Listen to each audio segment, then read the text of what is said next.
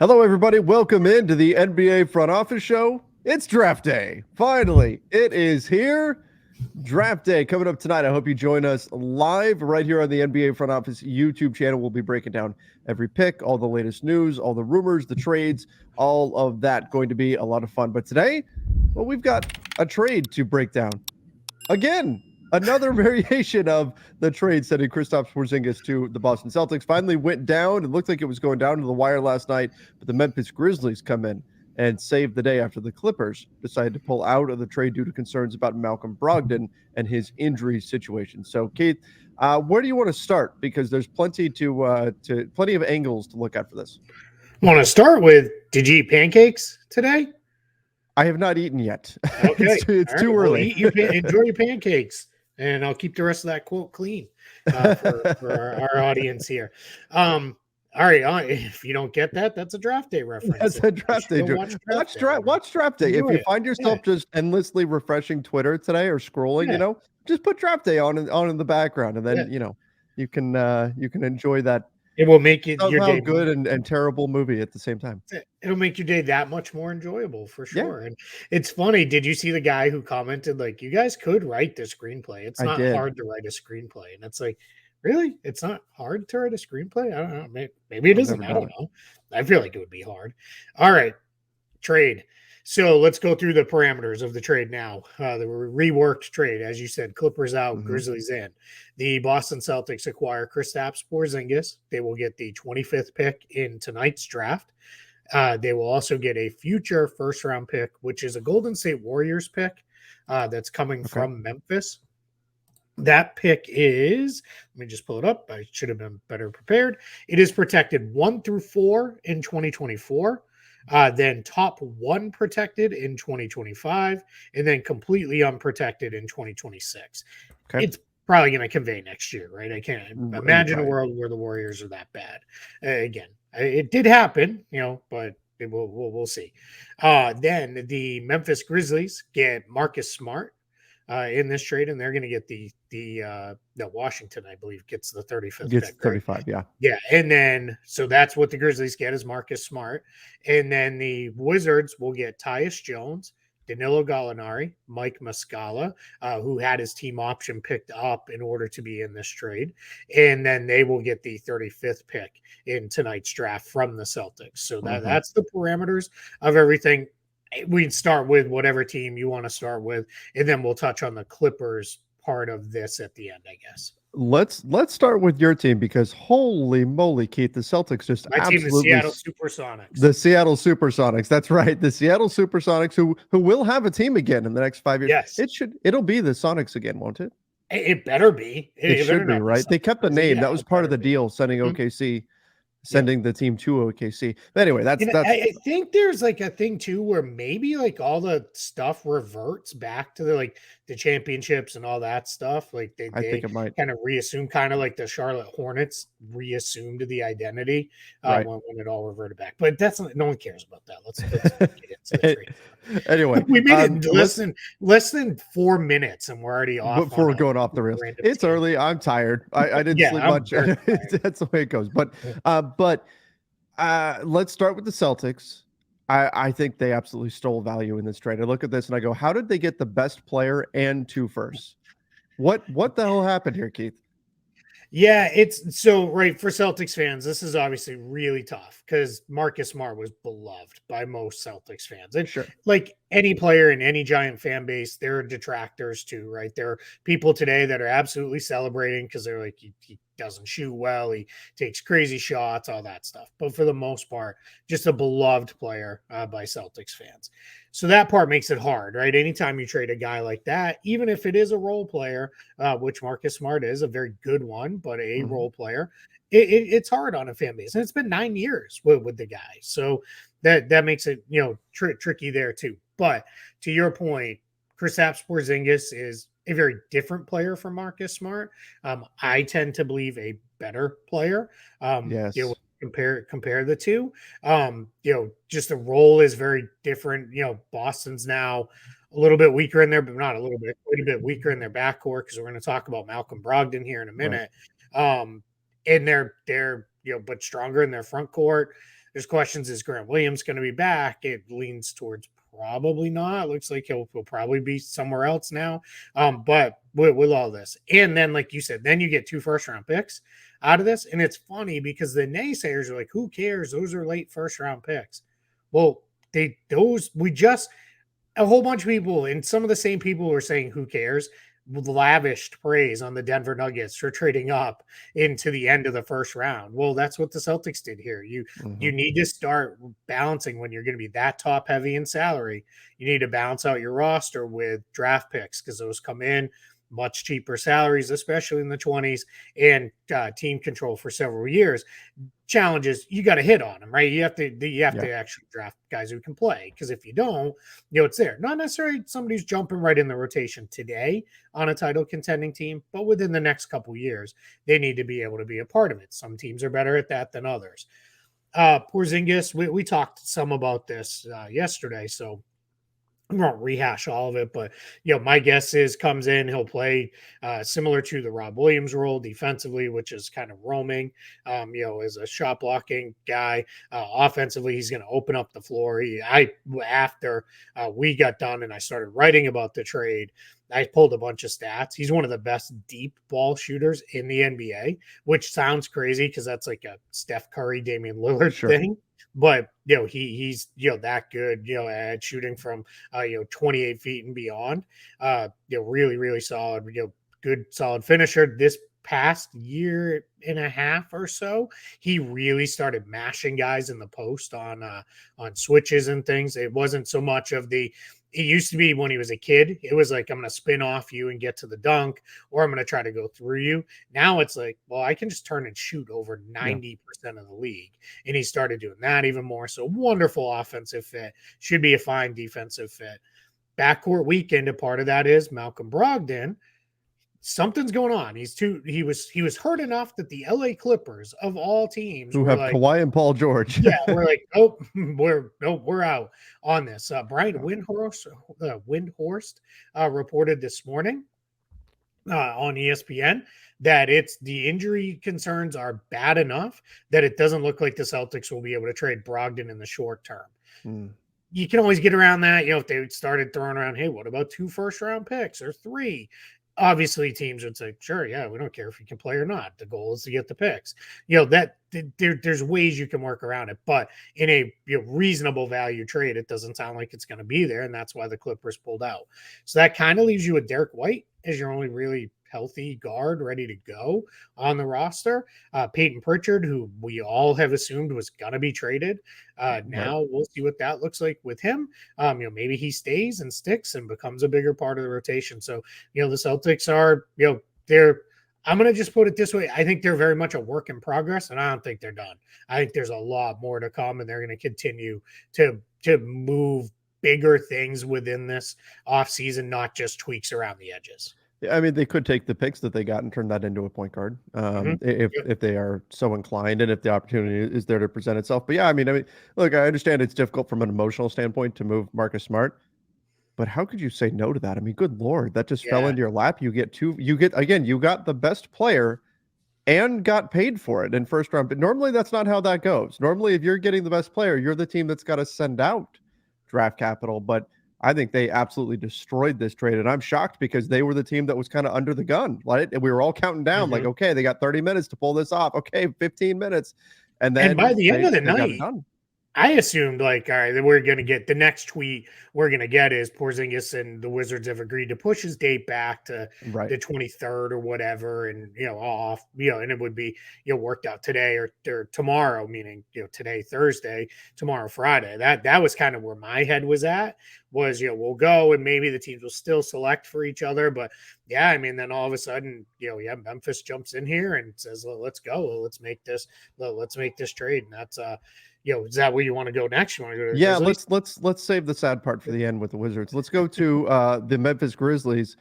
I think they overpaid when I look at this. And Marcus Smart, he's fine, but 2 firsts plus you're giving up Tyus Jones. Now maybe they were just thinking, okay, we were planning on getting Tyus to a team anyway. We needed to get him to a team where he could start. Like that was kind of the rumbling that was out there was that the Grizzlies wanted to send Tyus Jones to a place where he could be a starter.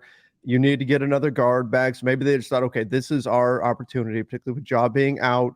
And this is back to kind of the grit and grind mentality, given just Marcus Smart's whole demeanor, persona, defensive intensity, all that sort of stuff. So I think he's a fit. I think they gave up too much in terms of draft capital in order to make this happen. But other than that, I like the fit with Memphis. I think they needed another guard coming in. If they were trying to do a solid by Tyus Jones, Smart certainly isn't a bad replacement in that sense. In some ways, I kind of think, okay, now we're back to kind of like a Tony Allen-esque defender on the perimeter that you've got in Memphis. You can pair him with Ja. He can play side by side with Ja when Ja does return. So I like the fit. I just don't necessarily like the cost from the Memphis side.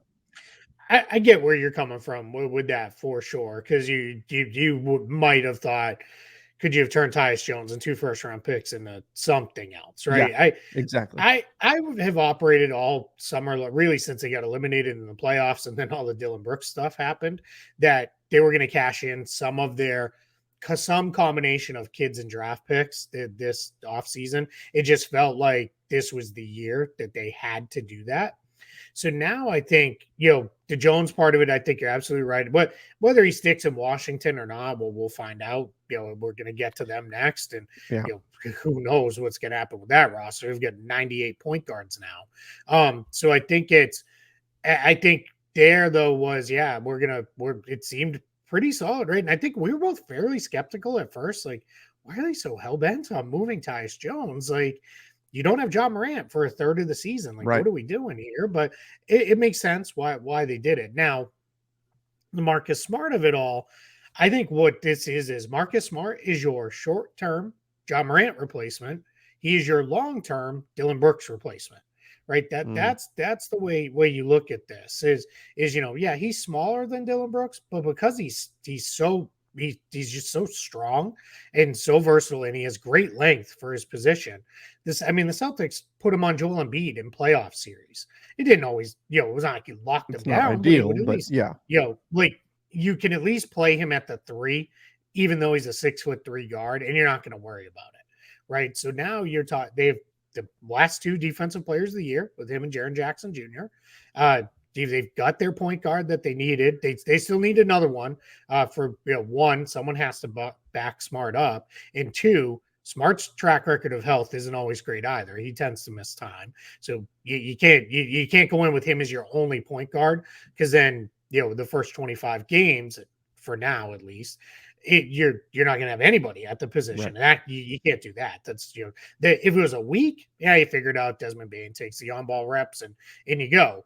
We're talking, 2 months of games, basically, almost. So that turns into a whole other thing there. So I think with this trade for them, they filled kind of 2 holes while paying a premium to do it.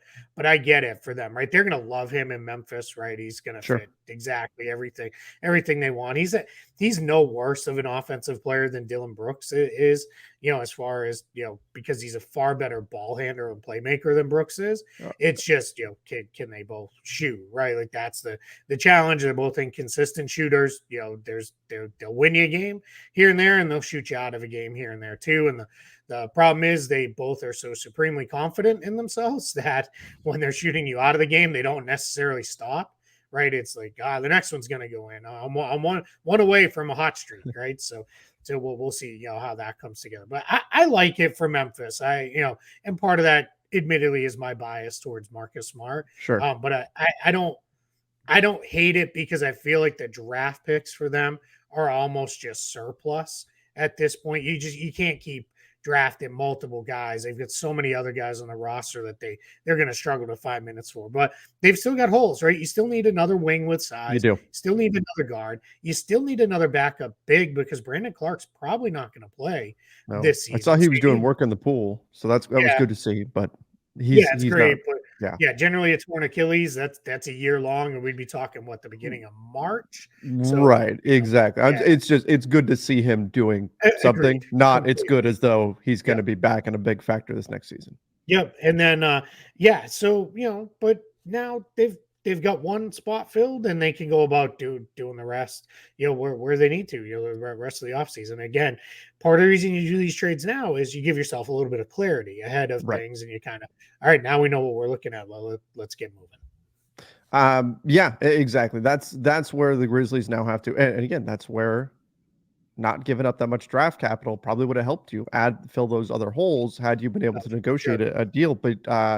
But again, I like Marcus Smart's fit there. I think that he makes a lot of sense for them as a target. If you're going to move Tyus Jones, that's probably your best case scenario, right? If you're going to say, hey, Tyus Jones is going out, who are we going to bring in? I mean, I don't know who else may have been available on the market, but based on what you're giving up, that's probably your best case would be to get a Marcus Smart style player, particularly a guy like that fits the culture, the historical culture of the Grizzlies so well. Did you see the thing of this is one of those things that pops up just kind of weird, right? The grind father, right? Tony Allen. When he went there, he was 29 and came from the Celtics. Marcus Smart, 29, coming from the Celtics.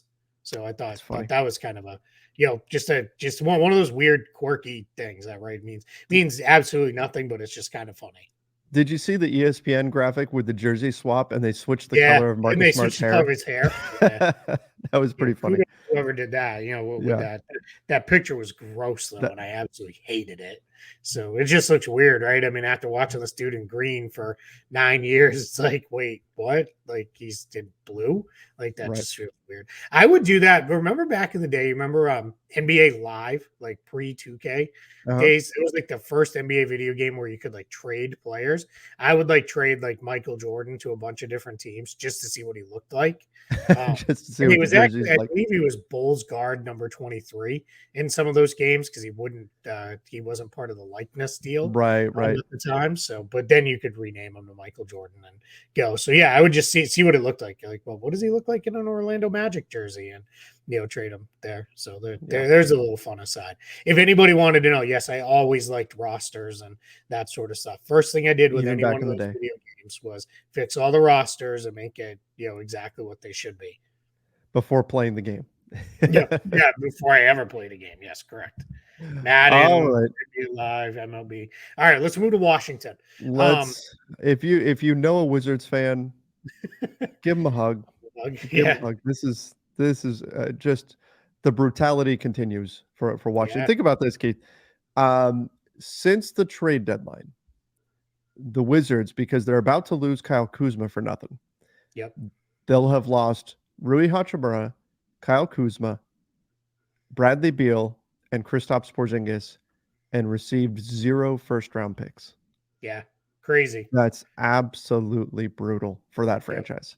Yeah, it's one where, again, new front office, right? If this front office had taken over, May or February 1st, maybe they make some trades, right? Maybe they say, all right, we're going to trade Kuzma and get something. Maybe we trade Porzingis then and get something. Now they're kind of picking up the pieces of what's left, right?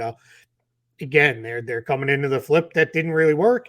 They're going to tear out all that work and start over.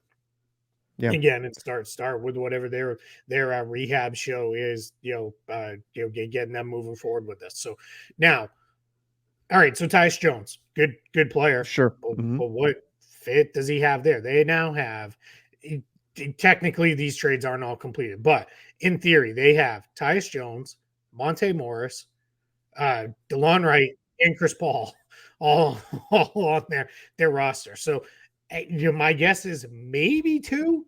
I'll set the over under at 2 of that are on the roster at the start of the season. Chris Paul's not going to stay. He'll move one way or another. He'll move. Yeah. So, but I'm going to set it at 2, and I'm probably taking the under. Like I think one of them lasts because someone has to, handle the ball and get you into your offense and all that stuff. Now they can create like 20-ish million in cap space this year if they really wanted to. If they just straight waive Chris Paul and then wiped away the cap holds for their other free agents, which is primarily Kyle Kuzma at this point. All of their money on their books that's long-term, like beyond this year, it all belongs to Daniel Gafford and guys who are on rookie deals. They have nothing else on their books. After this year, they've Daniel Gafford's salary jumps up to 12 million, but then they've got 2 years left for him at about almost 28 million. Everything else on their books, rookie deals. Corey Kispert, Johnny Davis, Xavier Cooks, who they signed last year. I mean, Isaiah Todd's not going to be a Jordan Goodwin. So, I mean, this is as clean a cap sheet as there exists in the NBA. I've been saying the Lakers one still kind of gives me, fantasies of my dream of a completely empty cap sheet just because they have no long-term right on the book. The Wizards are really, really close to that, with very minimal guaranteed salary. They could have realistically next summer, if they just took in expiring deals and then let them all wipe off the books, they could have $100 million in cap space. Yes. Next summer. And they would, and my guess would be they would use that in order to take on bad 1 or 2 year contracts.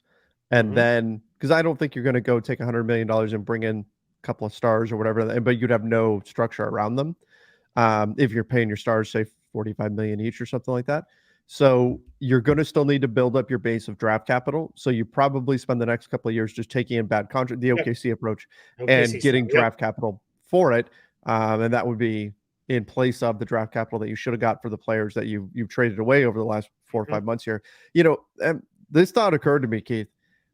Had they picked this direction a few months ago before the trade deadline, this looks so different. Sure. Right? Because you'd be getting at least a season of Porzingis. Somebody would give up at least a first to get the remainder of the season with Porzingis.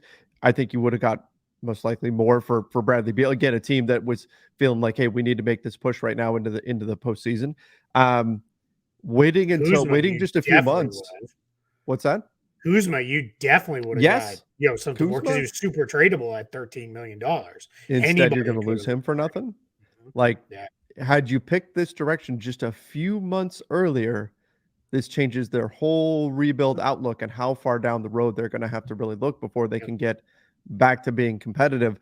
That's, whether we talk front office regime or whatever, like that changed over. But yikes for Washington. This has been disastrous for them, and it's going to take a long time for them to come out of this. And again, I'm not saying this is the wrong direction. I think this is the direction they needed to go, but by refusing to bite the bullet for so long, I think it really, really burned them. Yeah, I mean, and as I've said, before, I think maybe even when we talked this trade in its initial form, it's awesome to have cap space, and a ton of flexibility. But cap space has never won anything, right? Like it's never won anybody anything. So you have to make good use of it going forward. Now, yeah, I mean, they're starting over as clean as you can. So we're going to give them the benefit of the doubt. Yep. Hopefully Ted Leonsis in the ownership group has patience and can actually see this through. And this doesn't turn into one of where it's like, hey, that 100 million, yeah, let's go sign these 5 free agents next summer. We're all 32 years old, and give them a bunch of money so we can get back into the playoff contention. You have to see it through the right way. So yeah, I'm with you. All right, let's go to the Clippers. Right, I have nothing else on the Wizards. All right, Clippers side of this. Obviously, Brogdon's out of the picture now, right? They were going to have Malcolm Brogdon. We thought, all right, point guard's pretty well set there. Maybe they bring back Russell Westbrook. We'll see. My guess is they're right back in on Chris Paul again, right? All the same stuff. They could have traded for Brogdon. They could trade for Chris Paul, including the 30th pick. Maybe Washington just re-engages with them straight up on a deal, right? It's possible for sure. Happen. There's still the possibility, right? That deal is not done with the Beal deal. It's done from the concept of, it's not going to fall apart, right? But he could fold the Clippers in as a third team, right? And just route Chris Paul direct there. And he never does the stop off in Washington. So, I think that's all, still in play. If anything, if I was like teams like the Lakers, and now it's weird because the Celtics would maybe be in play, or anybody needs a point guard, I'm like, oh man, the Clippers are back in play for Chris Paul, right? That just makes it a little, whatever percentage you thought you had it getting him, it goes down a little bit because they can make the trade for him and still deliver the same stuff of expiring salary to Washington and all that stuff. So we'll see. We'll find out if that expands today or tomorrow or whatever happens here. It's a little bit of the picking up of the pieces there for that. But the point remains, Clippers still have a hole at point guard because at best, right at this very moment, it's re-signing Russell Westbrook on a veteran minimum. That's really the only option they have, right now, today. So, that changes if they make trades and all this other stuff and go from there. So we'll see. Do we want to hit any of the last news here leading up to the draft or? Let's see. Clippers not expected to trade Paul George. That had come out that they were looking, right? Right. Pacers, that was one of them. Yep. Looks like the Pacers serious about trying to get a forward. Sounds like some things have kind of gone a little into that. DeAndre Hunter, Jonathan Kuminga. But it sounds like they're like, yeah, we want a forward, but not at the expense of the 7th pick. So, kind of get that one. Like that makes some sense there. So I don't know if there's any other major stuff out there. I haven't necessarily seen here. Damian Lillard, we'll see. I mean, that's nothing new. It's the same exact place we've been in, right? Where it's whatever happens with the 3rd pick and then we go from there. So I think it's really just, hey, pins and needles, right? I mean, all day we're going to be waiting for the next big bit of news. And you just never know when it's going to come. Again, it's draft day. And draft day. I think we're in for some twists and turns today and tonight. And I just hope some GM pulls we're in a different world than we're in. We were 30 seconds ago, right?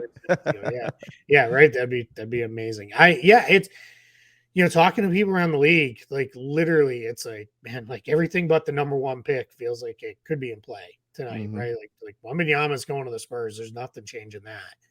Everything else, though, we'll see. I mean, it doesn't seem like Charlotte's going to trade out, but we'll find out here. And we certainly know. I mean, there's teams that are looking to move up, back, and out, for future picks. There's, so much. And part of that is, I just ran these numbers just as a little lead up, and I'll probably repeat this when we're starting our live show. But like Washington right now, including agreed to trades, they have control of 6 total picks in this draft. Charlotte has 5 total picks in this draft. That starts to get to be an unreasonable number, right? So you're gonna see some of those picks get moved. Not necessarily good ones, but second rounders are gonna be flying all around it. We're gonna get to the end of the night, and it's gonna be like, I don't even remember who actually. I get who they're telling me is making the selection, but I have no idea who actually owns this pick anymore, right? Especially in the second round. Yeah. So, man, I can't wait, dude. We're like 8-ish hours away from going live. So, it's time to get some lunch and you got to eat some pancakes and that's right. And and then we'll get all our sustenance in. Hopefully, maybe a nap, and then we'll be ready to go, man. I don't know if the nap's gonna happen. It's not a restful nap, but that's for sure. Because every time your phone buzzes, it's like, what happened? I might have to put it in the other room if I want to really lock in. But power naps, right? Power naps. There you go. There you go. All right, brother. All right. Well, hey, this was fun jumping on here. I know we didn't plan on doing a show today, but since there was the trade to break down, we figured we'd get this in.